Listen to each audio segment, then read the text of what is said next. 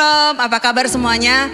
Sungguh sukacita buat kami di tempat ini bahwa Bapak Ibu di rumah juga bisa bergabung bersama-sama dengan kami untuk beribadah hari Minggu ini bersama JKI Bethesda BSD.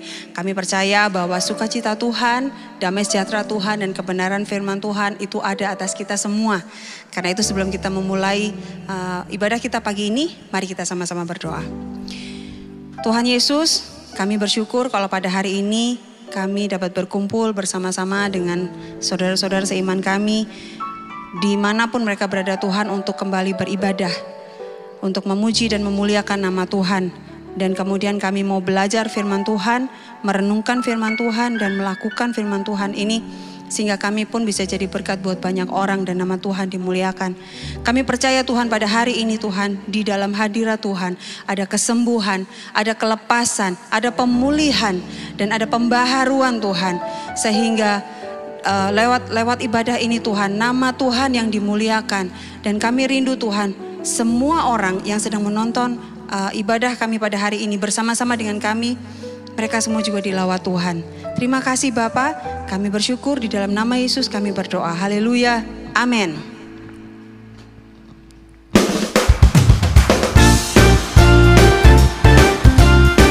Mari kita bersorak-sorai bagi Allah kita.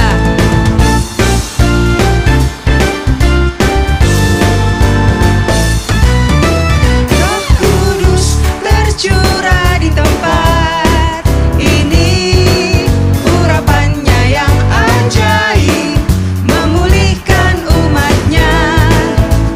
Roh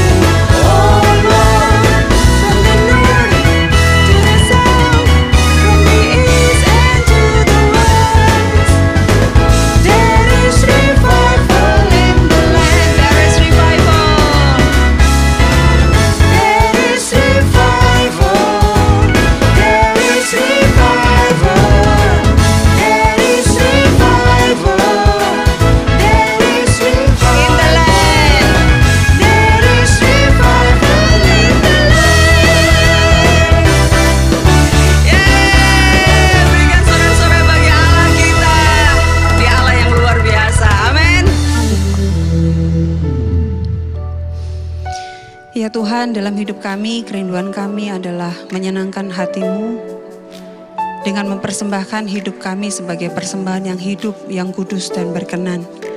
Karena itu Tuhan, terimalah pujian dan sembah kami Tuhan.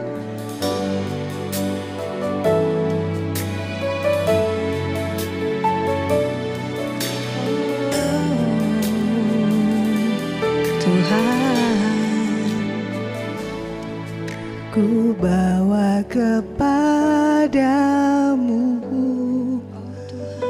oh Tuhan, persembahanku ini. Ku ingin Engkau menerima korban syukurku melalui pujian.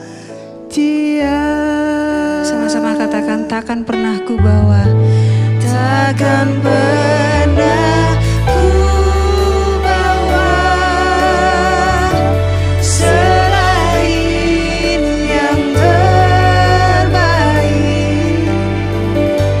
yang harum dan sejati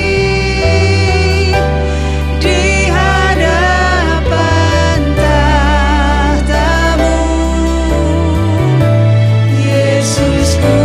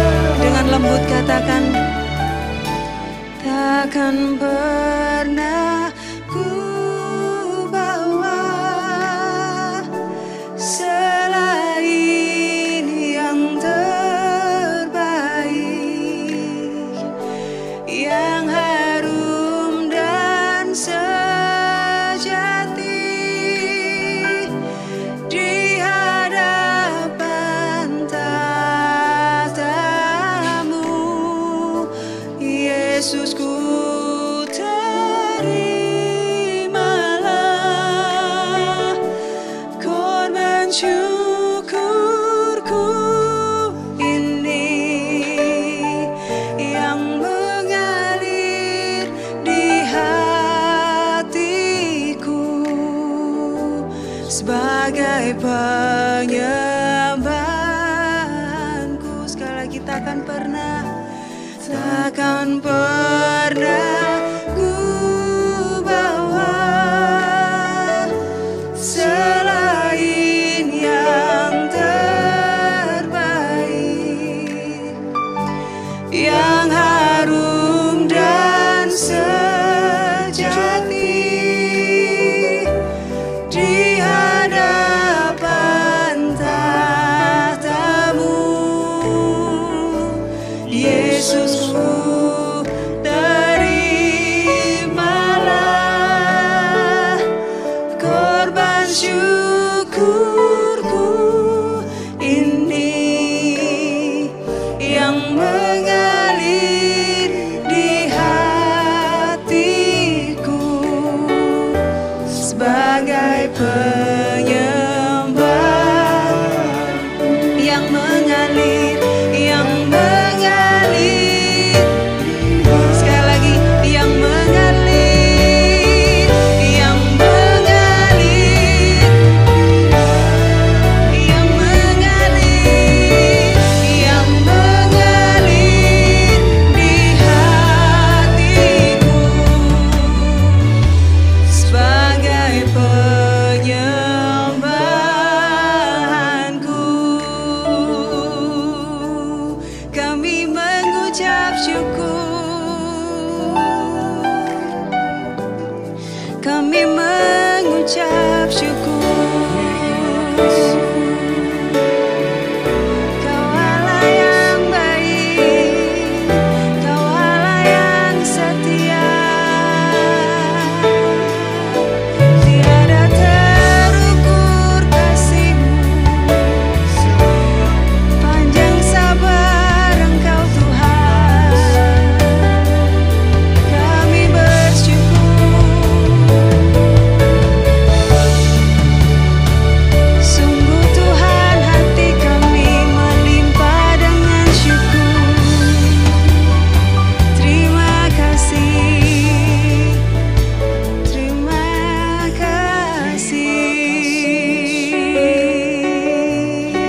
kasih. Kami bersyukur buat kebaikan-Mu, buat kasih setia-Mu. Kami bersyukur Tuhan. Dengan apakah kami balas kasih setia-Mu selain puji dan sembah-Mu? Dengan apakah kami balas semua yang telah Kau buat dalam hidup kami?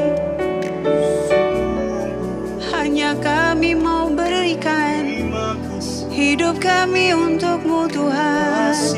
Pakai kami lebih lagi untuk menyatakan kebesaran-Mu, menyatakan kebenaran-Mu.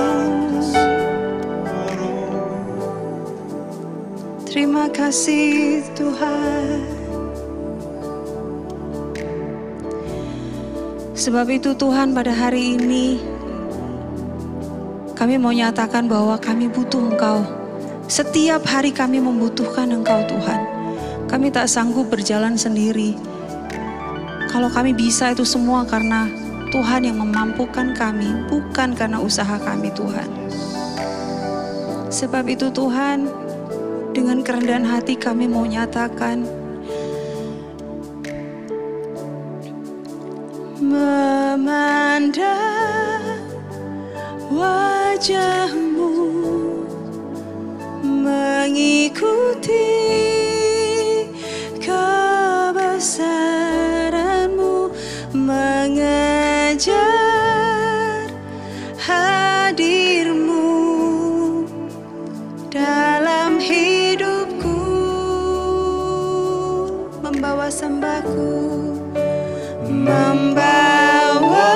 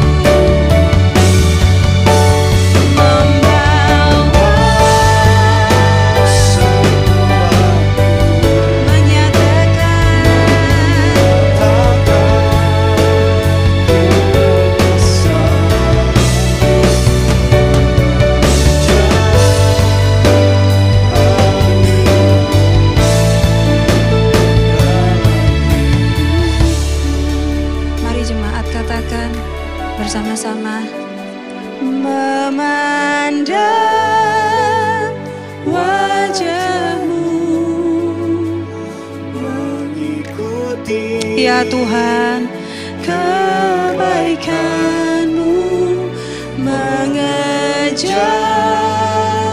hadir-Mu dalam hidupku. Ya Tuhan, membawa sembahku, menyatakan kebesaran-Mu, mengejar hadir-Mu dalam hidupku, mengejar hadir-Mu dalam hidupku. Sekali lagi, mengejar hadir-Mu, mengejar hadir-Mu dalam hidupku. Ya Tuhan, kami mau kejar hadir-Mu. Kami rindu setiap hari kami mengalami Engkau Tuhan. Karena itu Tuhan, sebentar lagi ketika firman-Mu disampaikan, mari Tuhan berkati kami, setiap kami yang akan mendengarkan firman Tuhan ini. Sehingga firman-Mu yang akan disampaikan oleh hamba-Mu ini jatuh di dalam hati kami, menjadi benih yang subur, tumbuh subur, dan akhirnya berbuah dan menjadi berkat buat banyak orang. Berkati hamba-Mu yang akan menyampaikan firman Tuhan. Engkau pakai, urapi bibir dan lidahnya, sehingga apa yang disampaikan oleh hamba-Mu itu adalah isi hati-Mu Tuhan atas setiap umat-Mu. Terima kasih Tuhan, kami siap untuk mendengarkan firman Tuhan. Mari semua sama-sama katakan, amin. Shalom, Bapak Ibu yang terkasih di dalam Yesus Kristus. Kita berjumpa lagi di dalam ibadah pada pagi hari ini. Mari kita sama-sama belajar mengenai firman Tuhan. Dan kita percaya bahwa firman Tuhan itu adalah ya dan amin dalam setiap kehidupan manusia, dan khususnya dalam kehidupan kita. Begitu juga firman Tuhan itu adalah terang dan pelita bagi jalan dan kehidupan kita. Jadi bukan sekedar firman itu menjadi sebuah kenyataan dalam kehidupan kita, tetapi yang paling penting juga adalah bagaimana kita meresponi firman Tuhan dalam kehidupan ini. Firman Tuhan itu memberi kita kekuatan dalam pengharapan, memberi kita kekuatan di dalam perjalanan iman kita. Tetapi jangan pernah lupa bahwa firman Tuhan itu juga memanggil kita untuk berfungsi, memanggil gereja Tuhan untuk berfungsi secara benar. Ada banyak gereja melakukan sesuatu, ada banyak orang percaya melakukan sesuatu, tetapi yang menjadi persoalan adalah begini: apakah yang dilakukan itu sesuai firman Tuhan atau tidak? Menggenapi kehendak Tuhan, menggenapi kehendak kerajaan Allah, atau menghendaki agenda pribadi, kepentingan pribadi. Ini akan menjadi persoalan yang besar dalam kehidupan gereja. Ketika apa? Ketika gereja atau ketika umat Tuhan hanya terfokus kepada apa? Menyelesaikan kehendak pribadi, menyelesaikan agenda-agenda pribadi, tetapi tidak menyelesaikan agenda kerajaan sorga. Mari jemaat yang terkasih, melalui firman Tuhan hari ini, dengan kasih Kristus, dengan kerinduan yang besar, saya memanggil semua umat Tuhan yang berada di dalam pengembalaan ataupun yang tidak berada di dalam pengembalaan bersama kami. Kita semua tubuh Kristus, saya memanggil untuk berfungsi. Saya memanggil untuk kita melakukan sesuatu secara benar di dalam menghendaki kerajaan, menghendaki kehendak daripada kerajaan sorga, yaitu amanat agung. Bapak Ibu yang terkasih, hari ini saya akan memberikan sebuah judul atau tema firman Tuhan adalah misi dimulai dari hati. Wow, misi dimulai dari hati. Segala sesuatu, hati itu mempengaruhi sikap hidup manusia. Dan di dalam hal ini, khususnya dalam khotbah ini saya berbicara tentang gereja, bukan sekedar berbicara tentang gedung atau sinode, tetapi lebih jauh daripada itu, lebih penting daripada itu adalah apa? Gereja itu berbicara tentang pribadi orang percaya. Gereja itu berbicara tentang orang-orang yang dipanggil dari gelap menuju terang di dalam kehidupan pertobatannya, yaitu Bapak Ibu yang terkasih dan juga saya. Oleh sebab itu saya suka di dalam setiap berkhotbah atau mengajar selalu menggunakan kata kita. Karena kita itu melibatkan saya, juga melibatkan Bapak Ibu yang terkasih. Jadi kita harus mengerti hari ini Bapak Ibu yang terkasih, kita adalah orang percaya.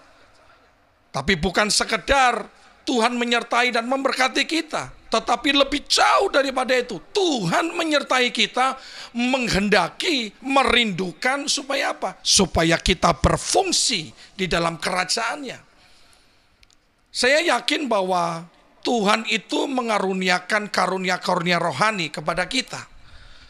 Pelayanan-pelayanan daripada 5 jawatan kepada tubuh Kristus. Saya yakin hal itu. Itu adalah kerinduan Tuhan. Tetapi lebih daripada itu, ketika Tuhan mempercayai kita, menganugerahkan kepada kita pengurapan, kuasa, karunia-karunia rohani, pelayanan 5 jawatan, bukan untuk menyelesaikan kehendak kita, bukan untuk sekedar menyelesaikan agenda sinode atau gereja lokal kita, tetapi lebih daripada itu, yaitu menyelesaikan kehendak kerajaan sorga. Ketika kita menyelesaikan kehendak kerajaan sorga, ketika kita terfokus kepada menyelesaikan kehendak kerajaan sorga, maka kita juga pasti menyelesaikan seluruh visi misi gereja lokal kita. Tetapi yang perlu digarisbawahi atau dalam bahasa keren sekarang adalah tagline. Wah, yang apa? Tagline-nya adalah ini: menyelesaikan kehendak kerajaan sorga atau amanat agung. Itulah yang terpenting di dalam agenda gereja kita, di dalam agenda kehidupan kita. Siapapun kita hari ini, apakah kita seorang pendeta atau hamba Tuhan, apakah kita adalah seorang pengusaha, apakah kita seorang dokter, apakah kita seorang guru, apakah kita seorang marketing, apakah kita seorang pengacara, apakah kita seorang notaris, apakah kita seorang TNI, apakah kita seorang Polri, apa saja profesi kita hari ini, agenda terpenting yang menjadi fokus kehidupan kita adalah menyelesaikan kehendak kerajaan sorga, yaitu amanat agung. Misi selalu dimulai dari hati. Kita akan belajar bagaimana Yesus Kristus mengajar kita semua. Bagaimana Yesus Kristus memberikan kunci-kunci untuk kita bisa menyelesaikan kehendak daripada kerajaan sorga. Untuk kita bisa menyelesaikan amanat agung dalam kehidupan ini. Di setiap profesi kita, di setiap bagian kehidupan kita, dan di setiap lingkungan masyarakat yang Tuhan tempatkan kita di situ. Yesus Kristus itu Allah yang luar biasa. Seperti beberapa minggu yang lalu khotbah saya selalu mengatakan, dalam mengajar saya selalu mengatakan bahwa pemimpin rohani, bahwa bapak-bapak rohani atau ibu-ibu rohani itu terfokus di dalam mendidik, di dalam mengajar, di dalam meneladankan. Fokusnya adalah bukan menjadi seperti dirinya, bukan menjadi seperti diri saya. Bukan untuk menyelesaikan agenda pribadi saya, tetapi harus seperti sama dengan siapa? Keserupaan Yesus Kristus. Untuk menyelesaikan kehendak-kehendak kerajaan Allah, menyelesaikan kehendak-kehendak kerajaan surga. Jadi ada 2 pembapaan yang luar biasa. Ya, fathering, pemimpin, tugas besarnya ada 2. Ketika saya mempelajari dan hikmat yang saya dapat atau pewahyuan yang saya dapat adalah 1. membawa orang-orang percaya, membawa anak-anak rohani kita, membawa jemaat-jemaat yang dipercayakan kepada kita. Satu, untuk menyelesaikan kehendak kerajaan sorga. Dan yang kedua adalah menjadi serupa dengan Yesus Kristus. Sekali lagi, bukan menjadi serupa dengan pemimpin gereja itu. Walaupun kita respect dengan pemimpin itu. Bukan seperti bapak-bapak rohani, ibu-ibu rohani itu. Walaupun kita respect dengan bapak dan ibu rohani atau mentor kita. Tetapi setiap mentor hari ini mungkin bapak ibu ada yang saudara menjadi mentor, menjadi bapak rohani atau ibu rohani. Ini panggilan kita. Ini tugas mulia yang Tuhan percayakan kepada kita. Membawa umat Tuhan untuk menyelesaikan kehendak dan agenda kerajaan sorga. Dan yang kedua, menjadi serupa dengan Yesus Kristus. Haleluya. Mari kita sama-sama membaca firman Tuhan dari Matius pasal 9, Bapak Ibu yang terkasih. Matius pasal 9 ayat 35 sampai 38. Ya. Matius pasal 9 mulai ayat 35 sampai ayat yang ke-38. Jika Bapak Ibu berkenan di tempat rumah masing-masing atau di tempat masing-masing bisa membaca, bisa mengikuti bersama-sama. Ya. Mulai ayat 35, Matius pasal 9. Demikianlah Yesus berkeliling ke semua kota dan desa. Ia mengajar dalam rumah-rumah ibadat dan memberitakan Injil kerajaan sorga, serta melenyapkan segala penyakit dan kelemahan.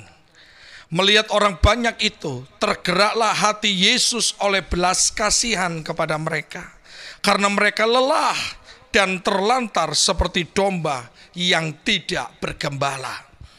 Maka katanya, yaitu kata Yesus Kristus kepada murid-muridnya, tuaian memang banyak, tetapi pekerja sedikit.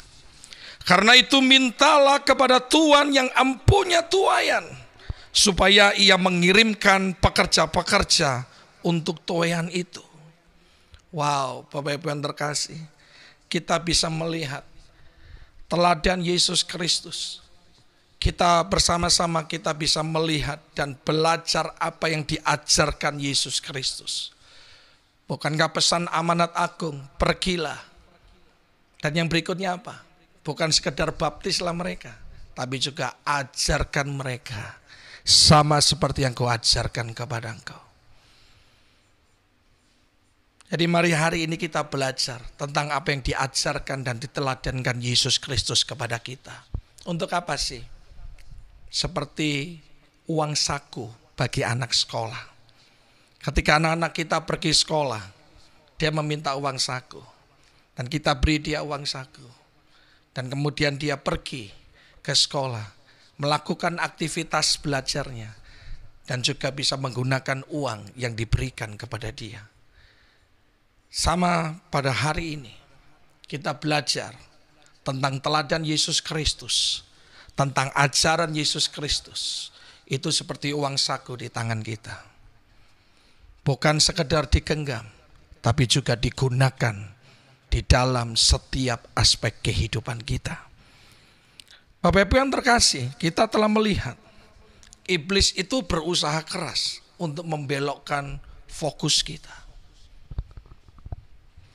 Sekali lagi, iblis itu berusaha keras untuk membelokkan fokus kita, untuk membelokkan tujuan-tujuan dalam kehidupan kita. Di awal tadi saya sampaikan, fokus dan tujuan kita apa? Menyelesaikan kehendak kerajaan sorga. Dan juga apa Bapak Ibu yang kedua? Yaitu hidup yang serupa dengan Kristus.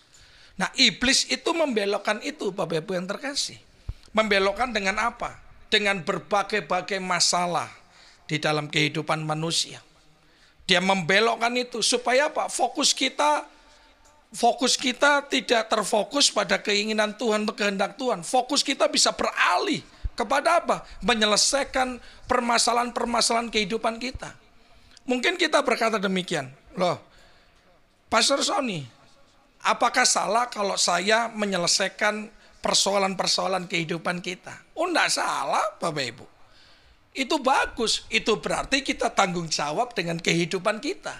Tetapi kalau kita terfokus dengan persoalan-persoalan itu, wah, itu menjadi persoalan dalam kehidupan kita.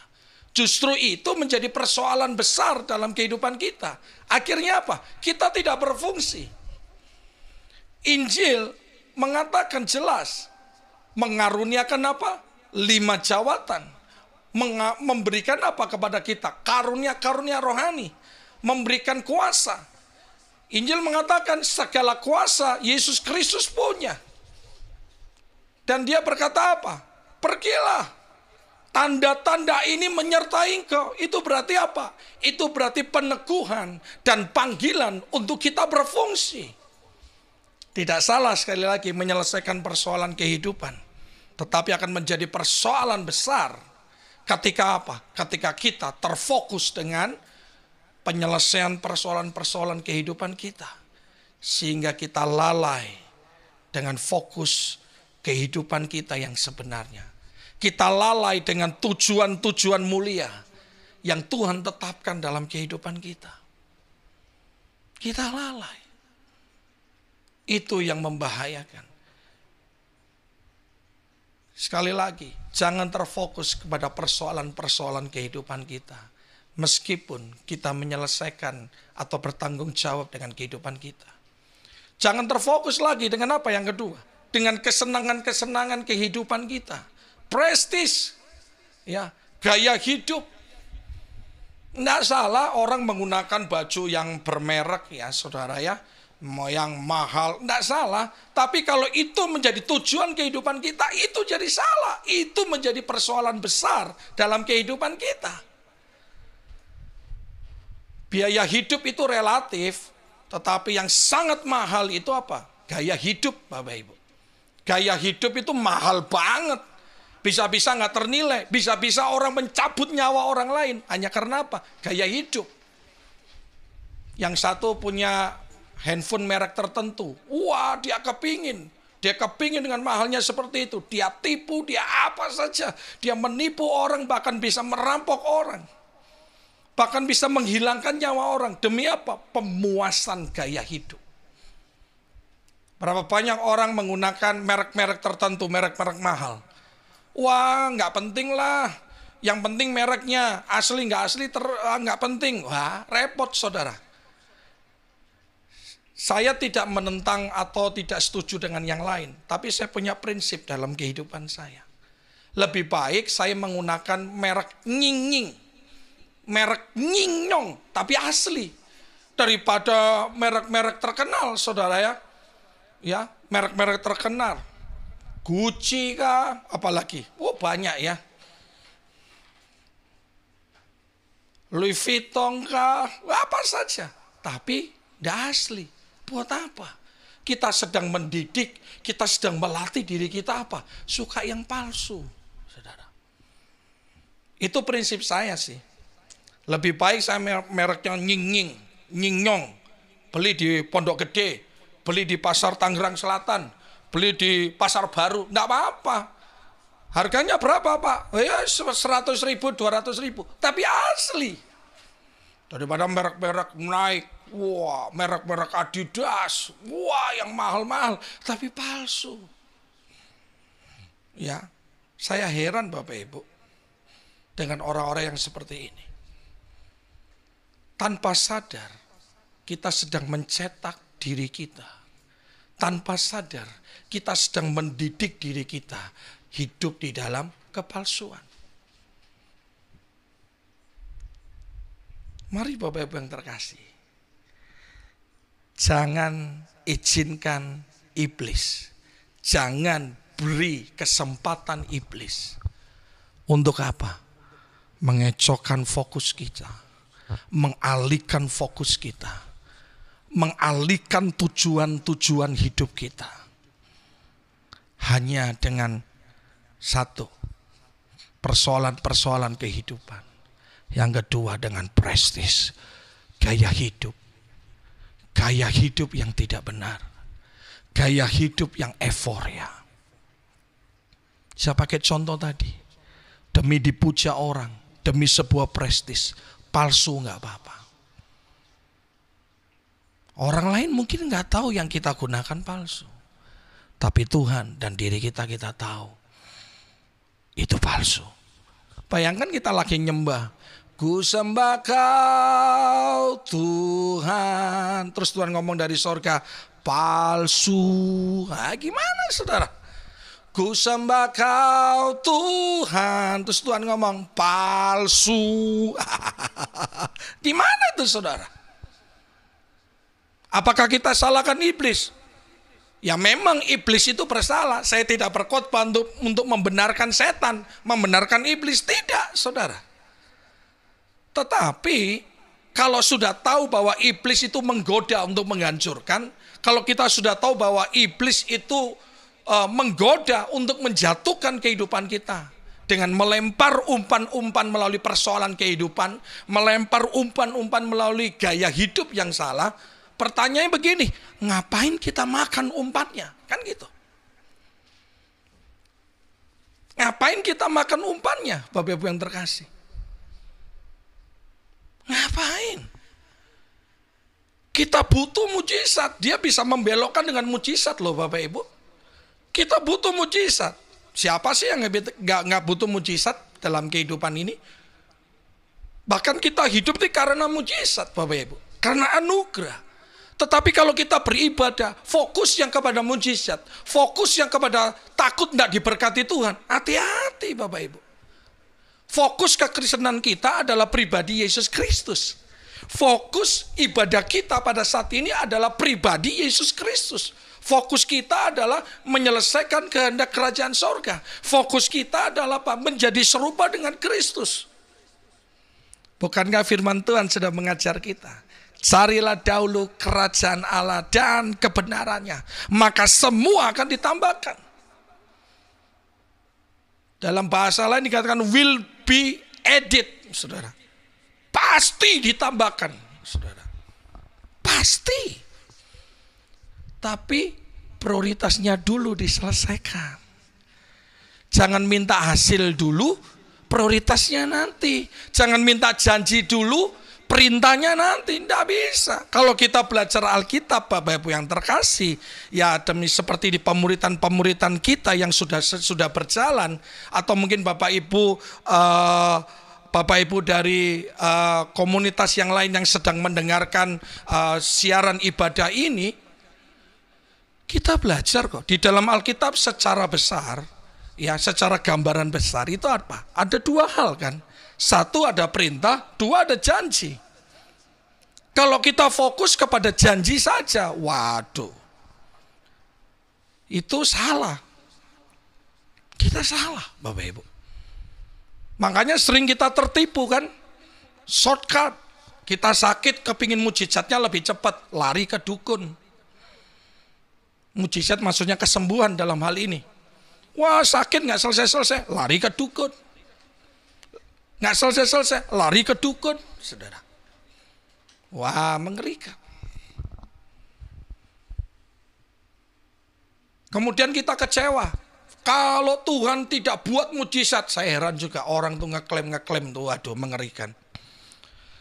Oh Tuhan Yesus tolong.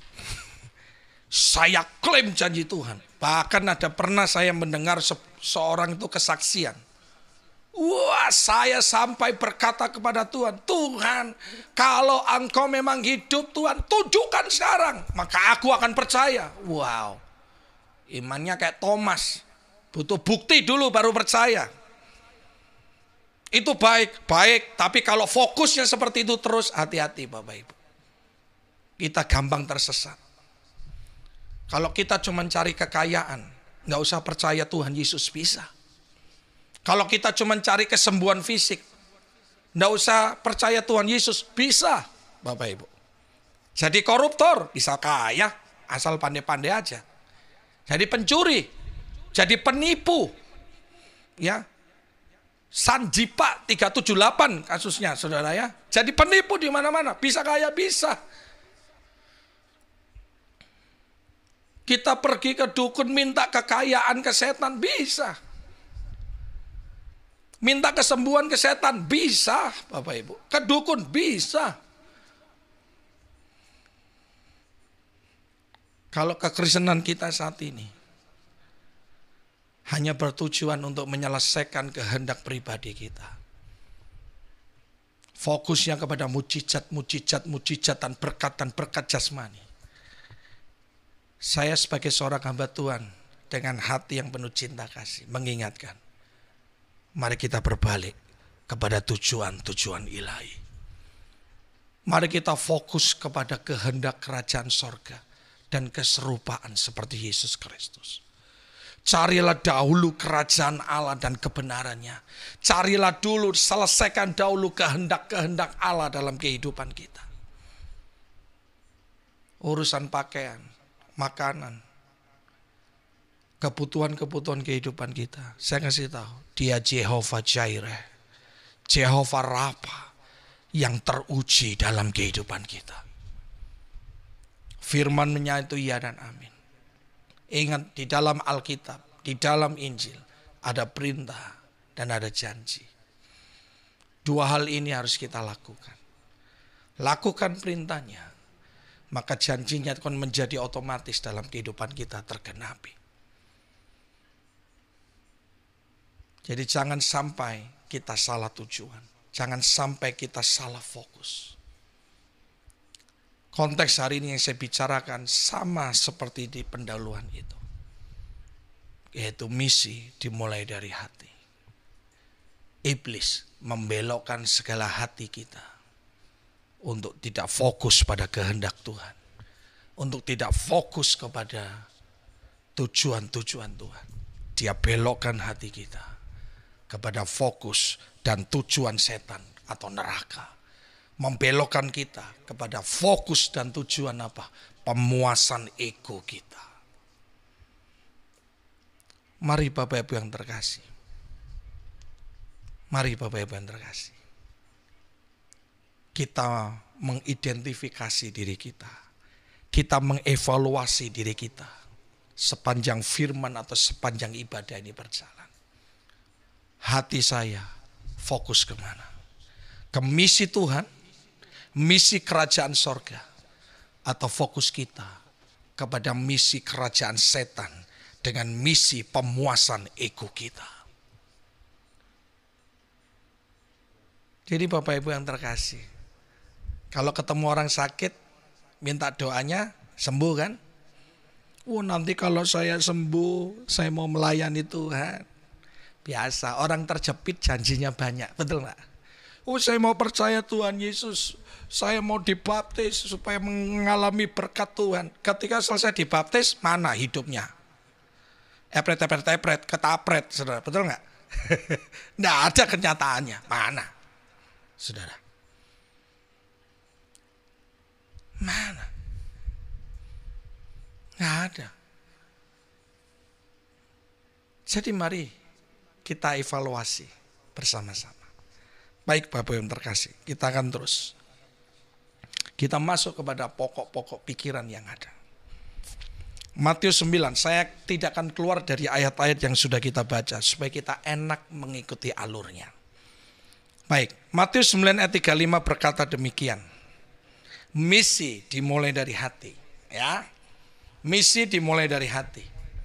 Kalau hati kita nggak benar, hati kita belum disembuhkan, hati kita tidak fokus kepada kerajaan sorga. Nah, firman Tuhan ini mendidik kita untuk kembali kepada fokus yang benar. Untuk kembali menjalani fokus yang benar kembali. Mari Bapak Ibu yang bersama-sama kita lihat ayat yang ke-35. Demikianlah Yesus berkeliling ke semua kota dan desa. Ia mengajar dalam rumah-rumah ibadat dan memberitakan Injil kerajaan sorga, serta melenyapkan segala penyakit dan kelemahan. Ayat 35, Yesus Kristus memberi kita sebuah teladan. Teladannya apa? Yesus berkeliling ke semua kota dan desa. Bukan berarti artinya begini, kita hari ini, besok karena diajar berkeliling, kita keluar dari pekerjaan kita tinggalkan keluarga kita. Wah, itu salah. Artinya bahwa Yesus Kristus meneladankan begini, saya saja Ketika saya berada di bumi, saya menyelesaikan agenda Bapakku yang di sorga. Yaitu apa? Pergi memberitakan Injil. Artinya bersaksi memberitakan Injil. Memberitakan Injil dengan dua hal. Satu, melalui perkataan kita secara verbal. Yang kedua apa? Melalui kehidupan kita yang serupa dengan Kristus. Kita memberitakan Injil Yesus. Kita memberitakan kepada banyak orang bahwa jalan keselamatan, jalan kehidupan kekal adalah Yesus Kristus. Tapi kalau kehidupan kita nggak sesuai Alkitab, wah, mengerikan Bapak Ibu. Kita memberitakan Injil, menyelesaikan misi Tuhan. Tapi kehidupan kita, kehidupan keluarga kita amburadul. Suatu saat saya malu Bapak Ibu sebagai seorang pendeta atau hamba Tuhan. Ada seorang cerita, bukan bersaksi, cerita. Dia melihat seorang istri pendeta, waduh, marah-marah di tempat umum. Maki-maki suaminya di tempat umum. Dan parahnya lagi, suaminya itu tidak berani mendidik, tidak berani menstop. Tidak berani. Kenapa? Suaminya juga kucing-kucingan.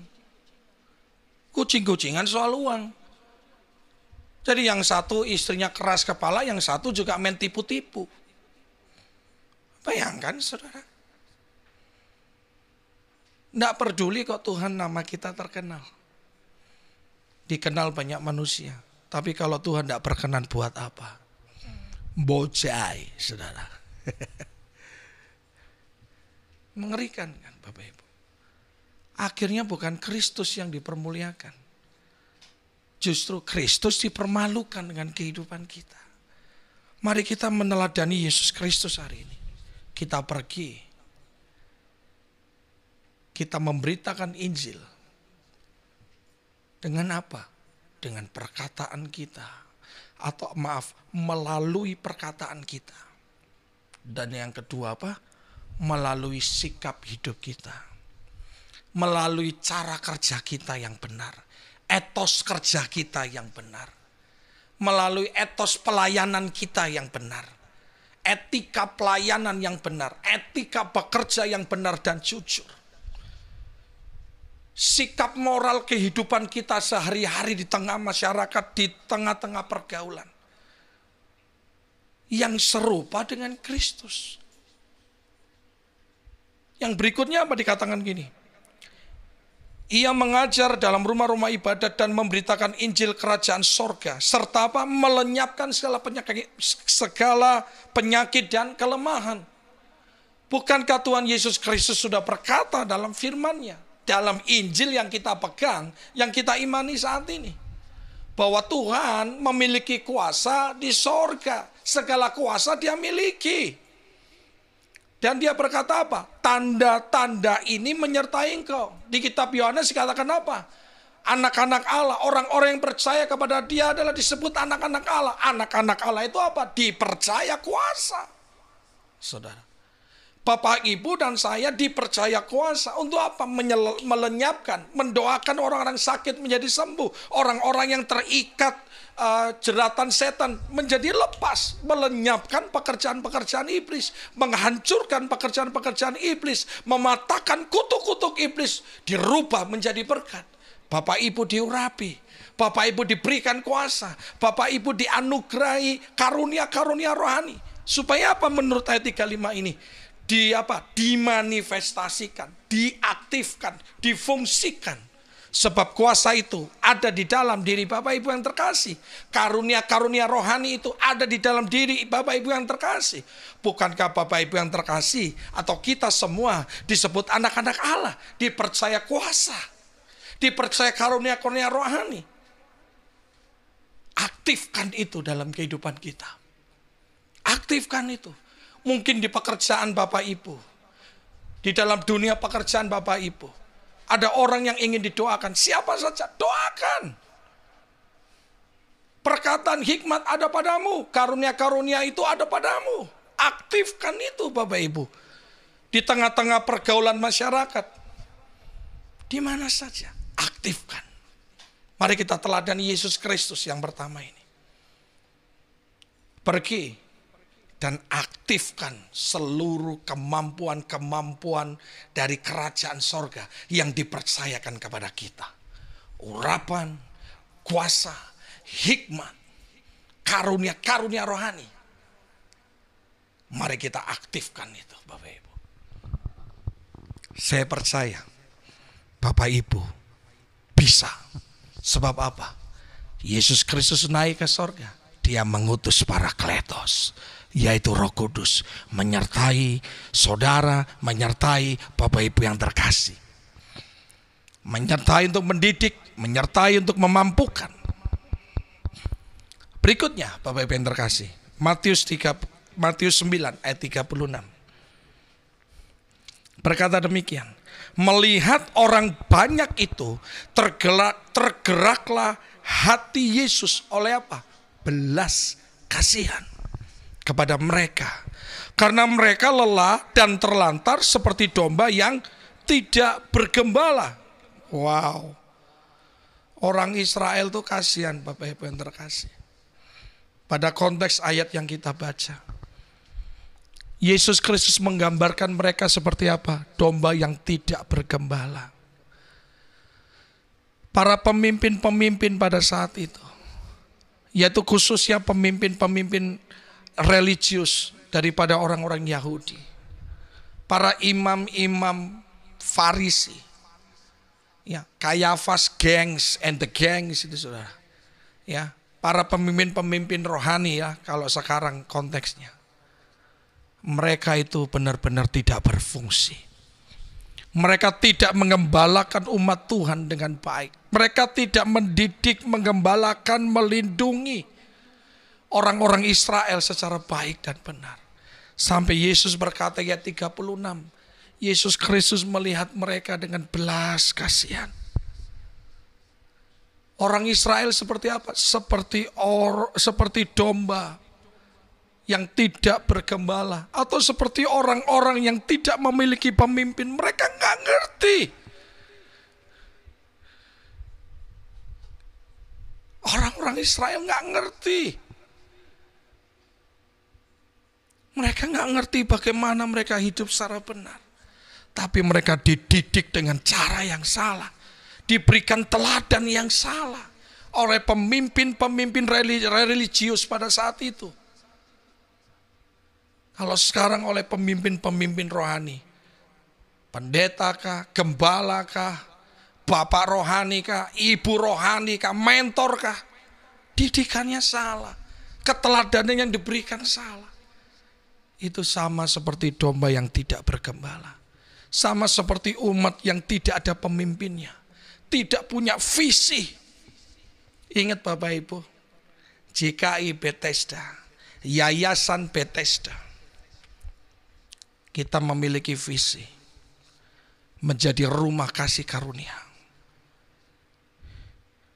House of Grace, menjadi rumah kebaikan Tuhan. Seperti arti daripada kata Bethesda itu.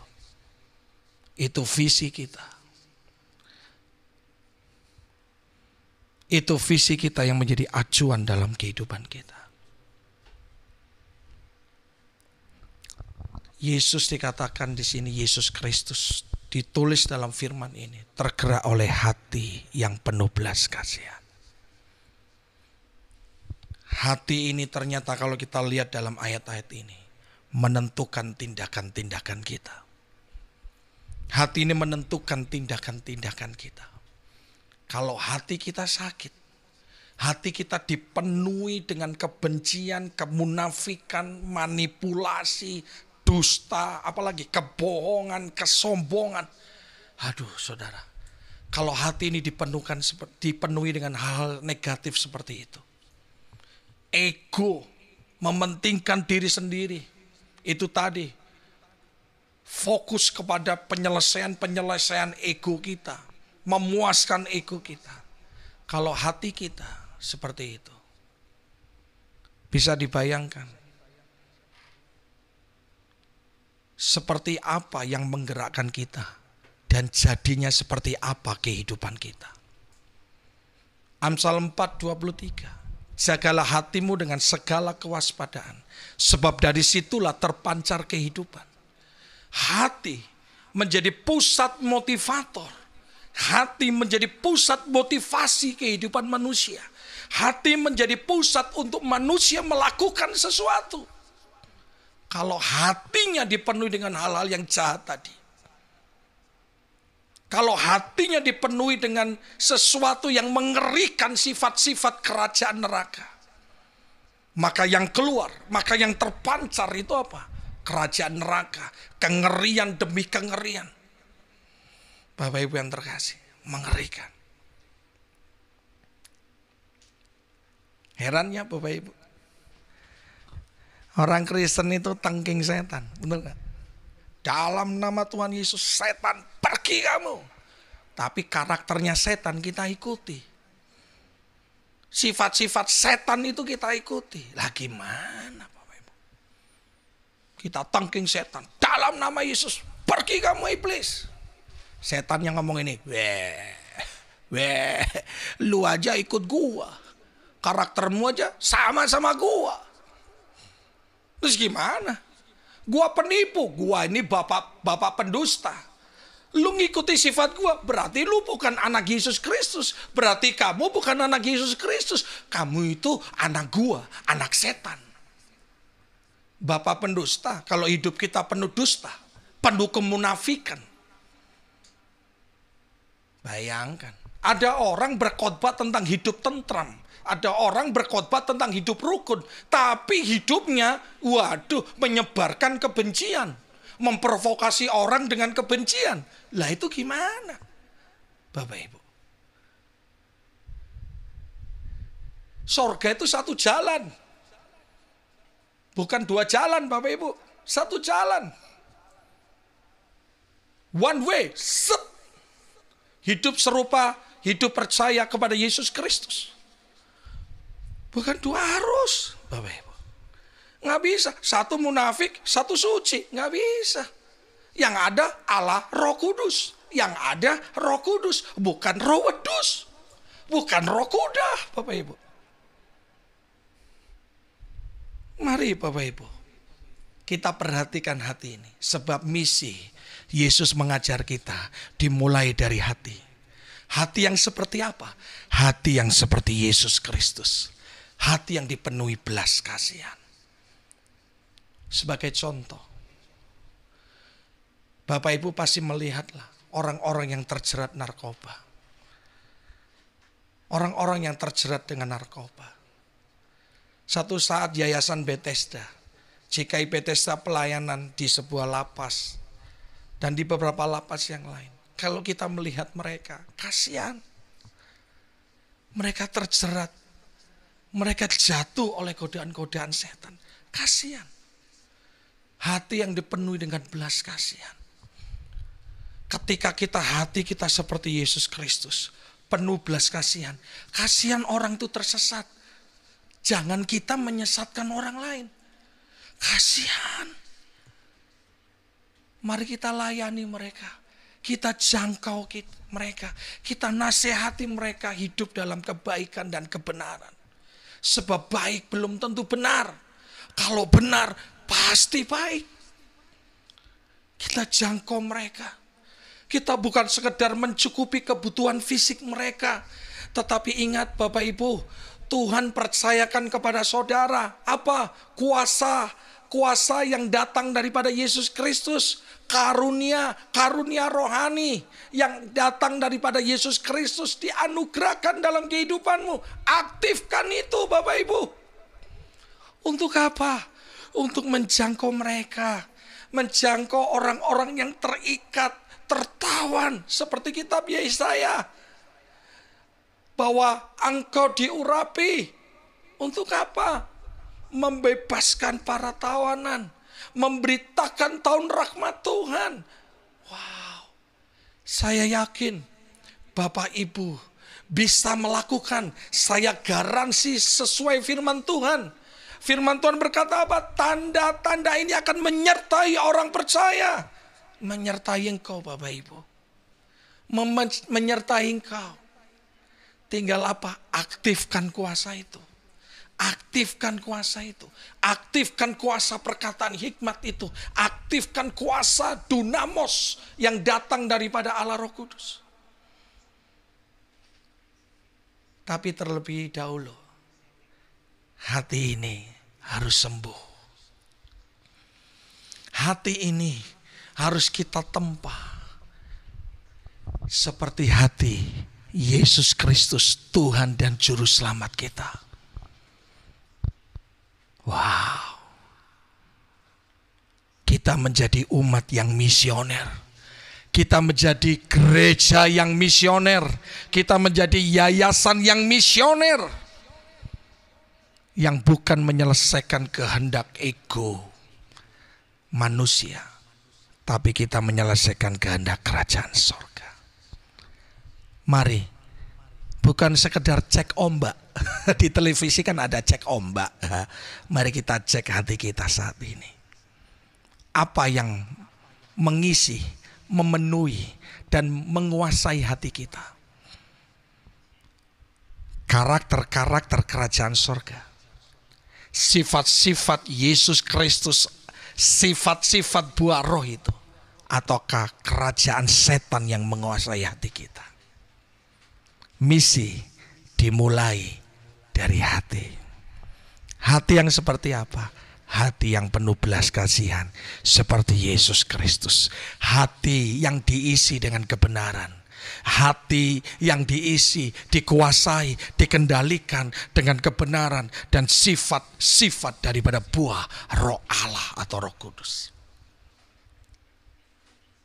Dalam nama Tuhan Yesus, Jemaat Bethesda atau Bapak Ibu orang percaya pasti bisa.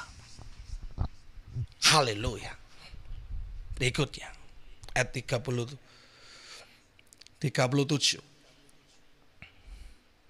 Berkata demikian. Saya selesaikan di sini Bapak Ibu. Ayat 37 dan 38. Maka katanya kepada murid-muridnya, tuaian memang banyak, tetapi pekerja sedikit. Karena itu mintalah kepada Tuhan yang empunya tuaian, supaya ia mengirimkan pekerja-pekerja untuk tuaian itu. Akhir kata, akhir pembahasan, mohon maaf, dari apa yang saya sampaikan. Yesus Kristus menawarkan yang pertama, cek evaluasi hati kita. Siapa yang menggerakkan hati kita? Siapa yang menguasai hati kita? Siapa yang memotivasi hati kita? Belas kasihan seperti Yesus Kristus. Buah-buah Roh Kudus dalam kehidupan kita. Atau sebaliknya. Itu yang pertama. Misi dimulai dari hati. Yang kedua, ayat 37 dan 38. 37 sebetulnya jeritan hati Yesus Kristus. Ungkapan atau curhat daripada Yesus Kristus. Dia berkata, maka katanya kepada murid-muridnya, tuaian memang banyak tetapi pekerja sedikit. Mari para pekerja-pekerja Tuhan, kita bergandengan tangan. Kita menyelesaikan kehendak Tuhan dalam kehidupan kita. Mari pekerja-pekerja Tuhan, gereja Tuhan, umat Tuhan yang saat ini beribadah dan mendengarkan firman Tuhan. Kita menyatukan hati kita. Kita menyatukan pemikiran-pemikiran kita. Kita menyatukan potensi-potensi yang Tuhan percayakan kepada kita. Sinergio atau sinergis. Kita bergandengan tangan, bersinergis untuk menyelesaikan amanat agung. memberitakan tahun rahmat Tuhan, memberitakan kebebasan daripada Tuhan. Kepada siapa? Mereka yang terjerat oleh jeratan iblis, mereka yang tersiksa oleh jeratan iblis, supaya orang-orang itu menerima kerajaan sorga, menerima dan mengalami keselamatan daripada kerajaan sorga. Mari kita responi curhatan jeritan hati Yesus Kristus ini. Pekerja sedikit, mari kita berkata di tempat kita masing-masing, Tuhan, ini hidupku, ini hatiku Tuhan. Saya mau menjawab isi hatimu, menjadi pekerja-pekerja kerajaan sorga sampai akhir hidupku. Sehingga pekerjanya enggak sedikit lagi. Jadi yang pertama apa Bapak Ibu? Bukan cek ombak, cek hati kita. Yang kedua, yang terakhir, 37 dan 38. Saya poinnya kepada 38. Karena itu mintalah kepada Tuhan yang empunya toyan, supaya ia mengirimkan pekerja-pekerja untuk toyan itu. Yang kedua adalah berdoa. Firman Tuhan mengajarkan, naikkan segala ucapan syukur dan permohonan. Mari kita menaikkan ucapan syukur setiap hari. Dan kita juga menaikkan permohonan. Permohonannya apa? Permohonan seperti yang Yesus Kristus ajarkan. Yaitu meminta para penuai-penuai. Meminta para penuai-penuai kepada Bapa kita di sorga. Dan saya percaya berdasarkan firman Tuhan ini, Bapa kita di sorga pasti menjawab. Maka Yayasan Bethesda Ministry, JKI Bethesda, baik yang di BSD, Tanjung Priok dan yang juga di Bekasi, langsung ada dipercaya Tuhan 3 satelit atau 3 cabang. Saya percaya Tuhan akan menjawab permohonan kita yang sesuai dengan kehendaknya. Tuhan pasti akan mengirimkan pekerja-pekerja. Tuhan pasti mengirimkan orang-orang yang dipakai Tuhan luar biasa dengan gaya hidup Kristus yang nyata. Pekerja-pekerja yang mulia, pekerja-pekerja yang benar. Saya percaya dan kita bersama-sama mengaminkan di dalam nama Yesus Kristus. Pekerja-pekerja itu ongoing ke tempat kita. Ongoing dipercayakan kepada kita. Dan ingat, kita sinergis, bergandengan tangan menyelesaikan kehendak Tuhan. Misi dimulai dari hatimu, misi dimulai dari hati saya. Misi dimulai dari hati kita bersama.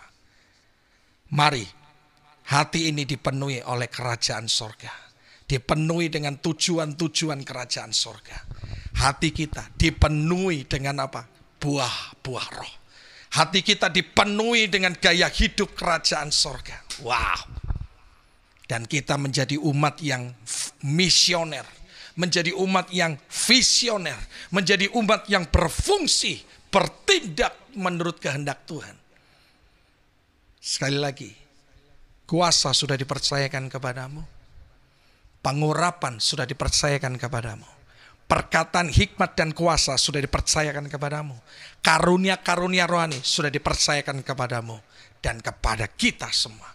Mari kita bersatu menyelesaikan kehendak Tuhan sampai akhir hidup kita. Tuhan Yesus memberkati Bapak Ibu yang terkasih. Amin. Bapak Ibu yang terkasih, kita tutup di dalam doa. Tuhan Yesus, hamba-Mu mengangkat tangan dan mengimani bahwa Engkau adalah Allah-Ku yang hidup, Allah-Ku yang tidak dibatasi oleh ruang dan waktu. Hari ini Tuhan, hamba berdoa memohonkan belas kasihan-Mu.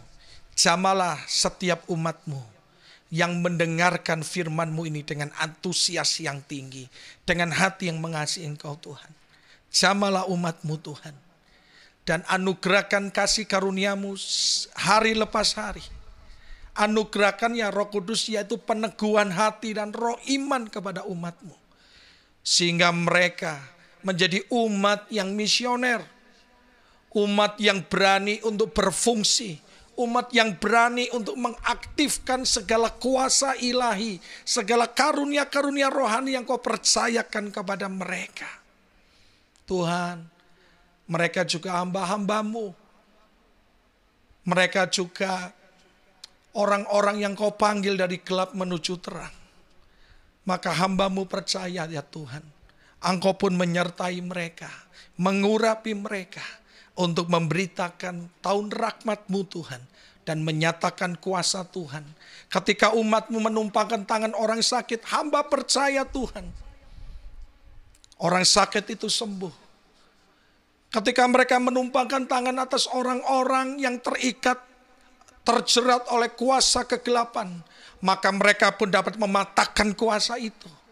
Hamba percaya Tuhan Yesus, bahwa apa yang Kau firmankan, tanda-tanda orang percaya, tanda-tanda kuasa dan mujizat orang-orang percaya, itu menyertai umat-Mu hari ini dan menjadi nyata di dalam setiap kehidupan, pekerjaan, dan pelayanan mereka.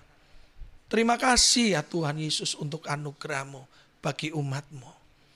Tuhan, hari ini juga hamba berdoa bersama umat-Mu untuk bersyafaat bagi Indonesia. Kami semua bersyafaat dan mengucapkan perkataan iman, dan kami percaya itu terjadi di atas bangsa kami. Dalam nama Tuhan Yesus Kristus, terima kasih Bapa, kami mengucap syukur. Indonesia sudah disembuhkan dari pandemi yang ada. Ekonomi Indonesia terus melaju seperti roket ya Tuhan. Pendidikan, pemerintahan, semuanya terus melaju seperti roket.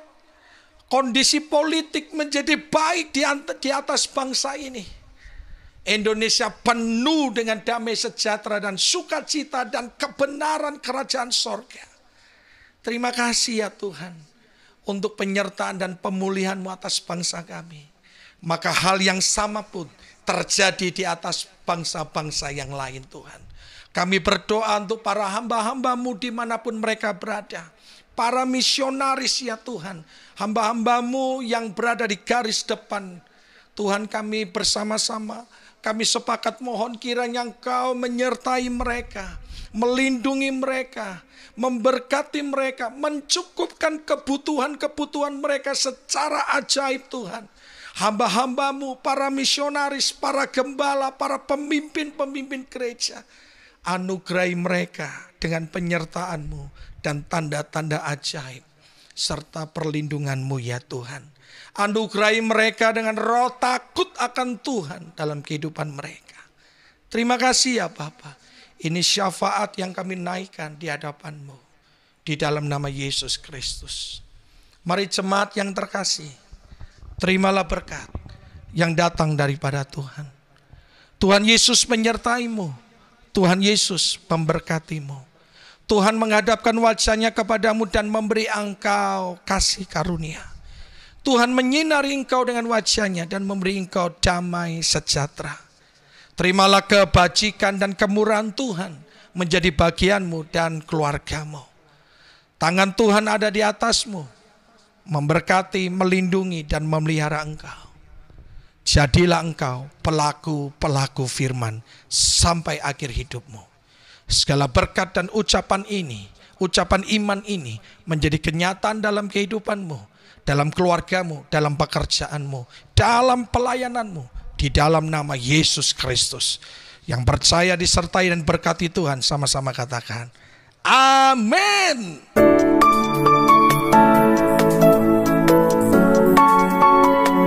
Shalom keluarga Bethesda, berikut kami informasikan warta kegiatan sepekan JKI Bethesda BSD. Bethesda Renungan Injil adalah program baca kitab 1 pasal 1 hari yang dilaksanakan setiap hari dan dapat diikuti oleh semua anggota jemaat JKI Bethesda BSD. Jika berminat mengikuti program ini, silakan menghubungi Bapak Yefri Michel di nomor 0878 8807 0505. Bethesda Renungkan Injil di Balik Jeruji adalah program baca kitab 1 pasal 1 hari bagi saudara-saudara kita yang ada di dalam penjara. Doa Pagi Bethesda dilaksanakan setiap hari Senin dari pukul 5 sampai 6 pagi. Mari kita memulai minggu kita dengan berdoa syafaat bersama-sama dan belajar firman Tuhan dan melakukannya sepanjang minggu ini. Pemuritan Bethesda. Mari bergabung dalam pemuritan Bethesda yang dilaksanakan pada hari Selasa tanggal 28 September 2021 dengan pembicara Ibu Ana Tahapari. Tema minggu ini adalah Useful or Useless. Dukung dan doakan proses pembangunan rumah singgah Rumah Cahaya Bethesda yang berlokasi di Serpong Lagun, Kota Pelikan, Tangerang Selatan. Dukung dan doakan juga proses renovasi gedung gereja JKI Bethesda BSD yang berlokasi di Jalan Batam, Blok J3 nomor 5, Nusa Loka BSD. Bagi jemaat yang ingin memberikan persembahan umum dan persembahan persepuluhan, dapat langsung ditransfer ke nomor rekening berikut ini. Sekian warta kegiatan Sepekan JKI Bethesda BSD untuk minggu ini. Terima kasih sudah beribadah bersama kami. Sampai jumpa lagi di ibadah minggu depan dan Tuhan Yesus memberkati.